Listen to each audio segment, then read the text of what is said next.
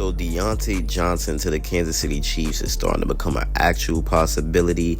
And the reason why I say that is because if you look at what's been going on with the Kansas City Chiefs and their wide receiver situation, obviously hasn't been the best. And if you look at what's been going on around the league, DeAndre Hopkins, it's rumors that he's happy with Tennessee and he won't be going nowhere. And then you have Amari Cooper and Devontae Adams, who literally just got traded to AFC rivals, like the Jets. I'm not going to say rivals, you know what I mean? Like, they're still AFC players. AFC teams. So if you look at the New York Jets and if you look at the Buffalo Bills, they just added high-powered wide receivers that's very good to their offenses, while the Kansas City Chiefs are still stuck here with Juju Smith-Schuster being our best wide receiver. Not to knock Juju Smith-Schuster, because he is a good wide receiver, but he's not an ideal wide receiver one, even though he could get yards and stuff. That, come on.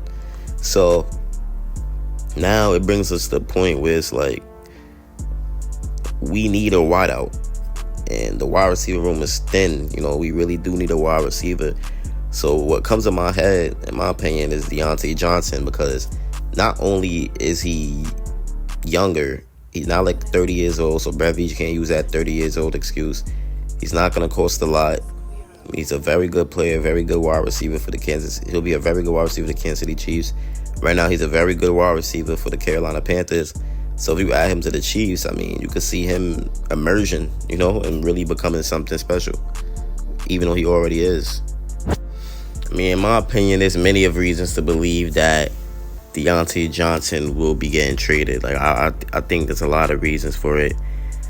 Because if you look at what's been going on with him in the practice, Deontay Johnson picks up a new quote-unquote injury at practice, further in doubt about status for his Week 7 trip to D.C.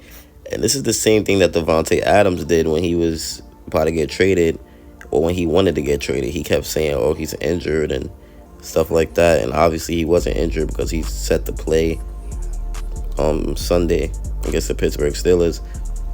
Now, the Panthers, their offensive philosophy, it does revolve around their number one wide receiver, Deontay Johnson, because he is literally their whole offense. So Xavier Legette is obviously good, but Deontay Johnson is the best on the team.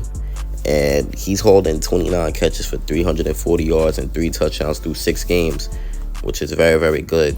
That's something good right there. But I don't believe that he's actually banged up.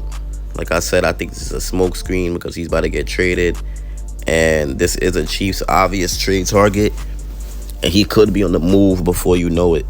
The Chiefs, we need wide receiver help in the worst way, obviously, and we have an undefeated record, which shadows and overlooks the fact that our wide receiver core is really bad. And I understand that we should trust Andy Reid and Patrick Mahomes to figure it out, but it's really real concerns about the state of the Kansas City's offense. And once the postseason arrives, it could get very bad for this Chiefs offense. But obviously, an amazing defense has carried the Chiefs through several close games at this point. And Patrick Mahomes, he's not been up to his usual standards, but it obviously won't matter much if the Chiefs never lose. But at some point, this Kansas City Chiefs team, it will face some resistance. And the weakest point on the roster right now is wide receiver. We're very injured, We was expected to have a lot of firepower in the wide receiver room before the season, but obviously injuries to Hollywood Brown and Rashee Rice has left the KC's pass-catching corps very bad. Now, if we look at what we have, Xavier Worthy, he has flashed some major potential, but he's not dependable enough for wide receiver one duties yet. Juju Smith-Schuster was incredible his last time out, but we can't count on Juju week to week in 2024. That's foolish, And the Chiefs, they would benefit from a last-second trade before the November 5th deadline. But now the problem with Brett Veach is that we have a loaded cap sheet, and it leaves the front office and Brett Veach without much flexibility. Adams, Cooper, they were both traded to AFC rivals this week. So now, like I said, the Chiefs are already running short on options. So the best target remaining, in my opinion, is Deontay Johnson, whose numbers has perked up since Andy Dalton's promotion to starting quarterback.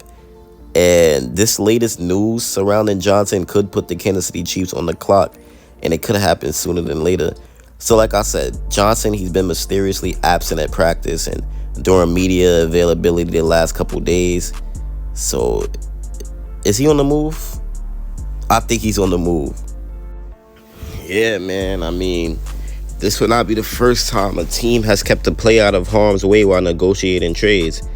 Johnson, he's a talented wideout in the middle of his prime with a $7 million base salary, which makes him extremely appealing, obviously. And he's definitely in the Kansas City Chiefs price range. But then other teams, they're always going to try to outbid Kansas City, and that's the most annoying part about it all. Now, Johnson has 29 receptions for 340 yards and 3 touchdowns for the 1-5 Panthers. He's averaging 11.7 yards per catch, the second highest mark of his career.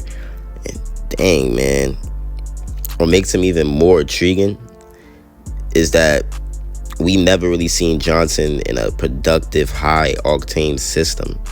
He literally suffered through the Kenny Pickett years in Pittsburgh, and now he's going through something with Bryce Young and Andy Dalton. So if you go to Kansas City and you play next to a 3-time Super Bowl MVP, it would present a whole new world for a guy like Deontay Johnson. And obviously Andy Reid's offense is complex, which can make Johnson's life difficult upon his arrival. But the Chiefs need more bodies in the wide receiving room, and we need an experienced weapon who could create separation and reel off explosive plays like Deontay Johnson can, man. And the Chiefs were going to have to act quickly because Johnson also won't be available for long, and we know that. So, yeah, that's what that is, man. So what I'm saying is that Deontay Johnson obviously changes everything for the Kansas City Chiefs, and if this could happen, the NFL will be in trouble, and everyone knows that. And I'm sorry that I haven't been uploading. I've been on vacation. I'm in Miami, Florida right now. Definitely been having a lot of fun. Been a lot of things going on. But now I'm back here. I'm ready to upload for y'all. I'm ready to get active. I'm still in Miami, but today's my last day. So I had to make a video for y'all. Then tomorrow I'll be back in New York where I could film a bunch of videos for y'all, get the content going, get everything rocking, and doing what has to be done. So it's going to be fun, man. We're going to do a lot with these videos, and the NFL season is just getting started. I know we're 5-0 already, but it's literally just getting started, So we're going to keep grinding and keep shining for y'all. But if you enjoyed this video, man, you know what to do. Like and subscribe. And just to give y'all a quick little recap, we spoke about how Deontay Johnson will be better on the Kansas City Chiefs.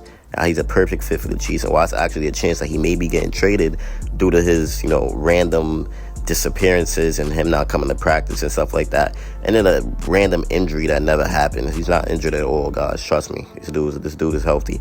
It's been your boy, Chiefs Priority, and I'm out, man. Peace.